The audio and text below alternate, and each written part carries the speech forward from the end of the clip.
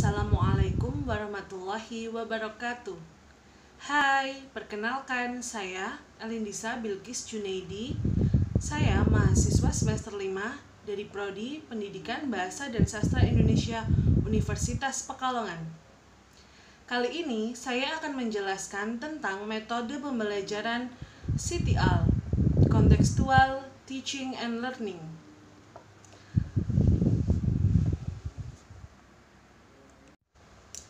Apa sih metode pembelajaran CTL? Metode pembelajaran CTL ini merupakan konsep belajar untuk menghubungkan materi pembelajaran dengan kondisi situasi dunia nyata siswa. Maksudnya, materi pembelajaran ini harus dikaitkan dengan situasi yang ada pada lingkungan siswa maupun yang ada di lingkungan sekolah. Ada yang perlu dipahami tentang belajar menggunakan konteks CTL. Yang pertama, belajar bukanlah menghafal, akan tetapi belajar merupakan proses konstruksi pengetahuan sesuai dengan pengalaman yang dimiliki oleh siswa. Yang kedua, belajar bukan hanya sekedar tentang mengumpulkan fakta, akan tetapi belajar merupakan proses sebagai pemecahan masalah. Yang ketiga, belajar merupakan proses pengalaman diri sendiri yang berkembang dari sederhana menuju ke yang lebih kompleks. Lalu, selanjutnya belajar pada hakikatnya adalah untuk menangkap pengetahuan atau ilmu pengetahuan dari kehidupan nyata.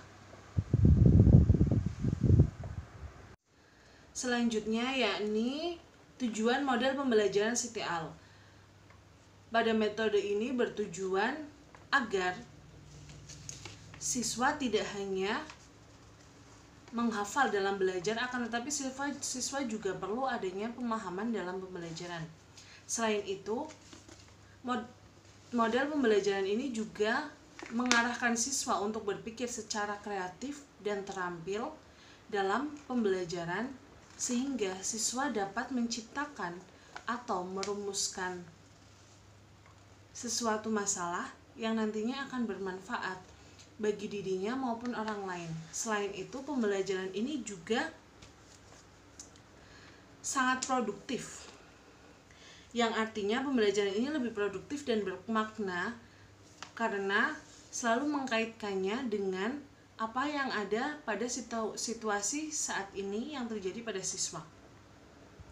Pembelajaran ini juga bertujuan agar siswa secara individu dapat mencetak atau mentransfer info yang didapatnya maupun dari luar ataupun dari dalam, yang artinya siswa dapat menangkap informasi-informasi dari luar sekolah maupun dari dalam. Semua itu baik terkait tentang materi pembelajaran maupun tidak.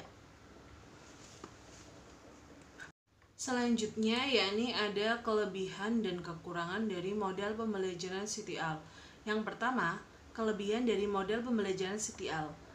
Kelebihan dari model pembelajaran CTL ini yakni membebaskan siswa dan menyemangati siswa untuk terus maju sesuai dengan potensi yang dimiliki oleh siswa, sehingga siswa terlibat aktif dalam proses belajar mengajar.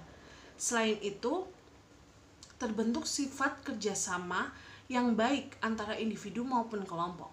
Lalu, model pembelajaran ini juga membantu siswa agar dapat bekerja secara efektif, baik itu dalam kelompok maupun secara individu. Selain itu juga, pemilihan informasi berdasarkan kebutuhan siswa, bukan ditentukan oleh guru, yang artinya pemilihan informasi tersebut ditentukan oleh siswa. Contoh, semisal siswa ingin mengetahui informasi tentang novel, ini dapat dipelajari siswa dimanapun, tetapi guru hanya mampu mengarahkan siswa menuju ke perpustakaan untuk mencari sebuah novel. Lalu, kelebihan dari metode ini juga, siswa dapat berpikir secara kritis dan kreatif. Berpikir secara kritis dan kreatif ini artinya siswa dapat mengungkapkan apa yang telah mereka temukan, baik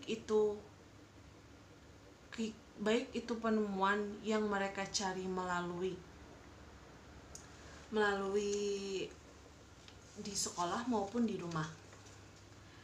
Lalu selanjutnya, siswa lebih suka dengan pembelajaran CTL ini dan siswa merasa tidak bosan. Mengapa? Karena bahan atau materi ini yang mencari itu siswa. Maksudnya, guru hanya mampu memberikan materi saja, namun bahan-bahan untuk pembelajaran yang asik itu adalah yang mencari siswa. Selanjutnya, ada kekurangan dari metode pembelajaran CTL.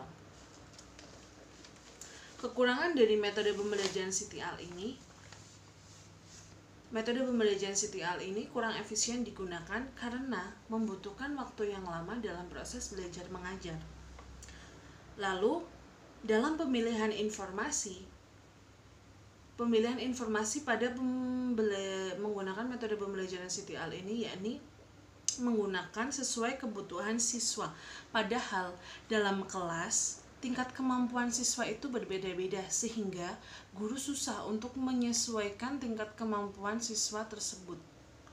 Selain itu, tidak semua siswa juga memiliki kecerdasan intelektual yang sama, sehingga nantinya pengetahuan yang didapat siswa akan berbeda-beda dan tidak merata. Lalu, tidak semua siswa dapat menyesuaikan diri dengan mudah dengan menggunakan metode CTL ini, karena menggunakan metode CTL ini lebih banyak kegiatan mengekspor diri. Jadi, tidak semua siswa akan siap seperti itu. Dalam metode CTL ini juga peran guru tidak begitu penting karena dalam metode CTL ini peran guru hanya mengarahkan dan membimbing siswa dalam belajar. Karena dalam metode CTL ini siswa dituntut secara aktif, baik itu aktif dalam pembelajaran maupun aktif dalam kelompok. Selain itu pun, dalam proses pembelajaran CTL ini akan nampak jelas antara siswa-siswa yang memiliki kemampuan tinggi dengan siswa-siswa yang memiliki kemampuan kurang mampu. Sehingga masih banyak kekurangan dari model pembelajaran CTL tersebut. Dalam metode pembelajaran CTL ini memiliki 7 asas atau 7 komponen yang melandasi terjadinya model pembelajaran CTL ini dalam pembelajaran. Yang pertama yakni konstruktif. Konstruktif adalah proses pembangunan baru dalam struktur kognitif siswa berdasarkan pengalaman pribadi siswa. Lalu yang kedua ada inquiry. Inquiry ini adalah proses pembelajaran yang didasarkan pada pencarian dan penemuan melalui proses berpikir secara sistematis. Dalam proses inquiry ini dilakukan dengan beberapa langkah. Yang pertama, merumuskan masalah, mengajukan hipotesis, mengumpulkan data, lalu menguji hipotesis berdasarkan apa yang ditemukan, lalu membuat kesimpulan. Yang ketiga, adanya bertanya. Bertanya ini pada hakikatnya merupakan sebuah pertanyaan atau membuat pertanyaan, lalu seseorang yang menjawab pertanyaan itu, yakni berarti seseorang yang mampu berpikir atau mampu memberikan jawaban kepada yang bertanya tersebut. Kegiatan bertanya ini bisa ditanyakan tentang apapun, baik itu tentang informasi ataupun tentang apa yang mereka butuhkan secara materi ataupun secara kehidupannya. Dan lalu selanjutnya ada masyarakat belajar. Konsep masyarakat belajar ini dalam CTL menyarankan agar siswa atau agar hasil pembelajaran siswa ini diperoleh melalui kerjasama berdasarkan orang lain. Orang lain yang dimaksud ini bisa kerjasama berdasarkan kelompok dalam sekolah maupun kelompok di luar sekolah, baik itu secara masyarakat ataupun secara keluarga. Dan lalu ada refleksi. Refleksi ini proses pengendapan pengalaman yang telah dipelajari dan dilakukan secara berturut-turut atau dilakukan secara terulang-ulang, baik itu peristiwa tentang belajar ataupun tentang siswa ya. Lalu adanya penilaian nyata. Penilaian nyata ini dilakukan oleh guru untuk mengumpulkan informasi tentang perkembangan belajar siswa yang biasanya penilaian nyata ini dilakukan pada akhir semester. Setelah adanya 7 asas atau 7 komponen dalam pembelajaran, sekarang adalah langkah-langkah pembelajaran CTL di dalam kelas. Yang pertama, guru harus mengembangkan pemikiran bahwa siswa akan belajar lebih bermakna dengan cara bekerja sendiri, menemukan sendiri, mengkonstruksi sendiri, dan menerima keterampilan barunya yang ditemukan siswa. Yang kedua, melaksanakan sejauh mungkin kegiatan inquiry untuk semua topik. Yang ketiga, mengembangkan sifat ingin tahu siswa dengan cara bertanya. Lalu yang keempat, menciptakan masyarakat belajar. Menciptakan masyarakat belajar ini menciptakan siswa atau membuat kelompok dalam kelas maupun membuat kelompok dalam luar kelas. Lalu selanjutnya menghadirkan model pembelajaran sebagai contoh belajar siswa. Menghadirkan model pembelajaran ini yakni tugas guru agar guru kreatif, karena siswa membutuhkan contoh model pembelajaran sebagai belajar siswa.